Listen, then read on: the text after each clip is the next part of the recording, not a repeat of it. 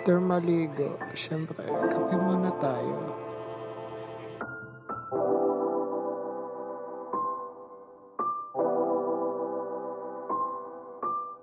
Walang ganda ng tanawin, no?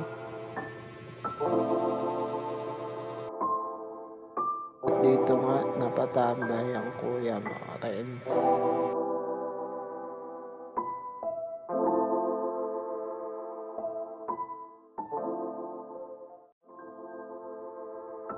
Sira na naman motor ni Ninong Boy.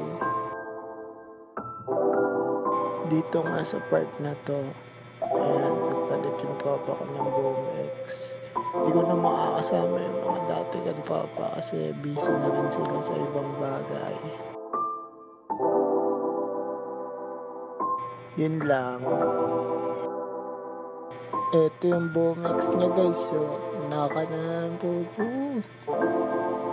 Baka iyan yan.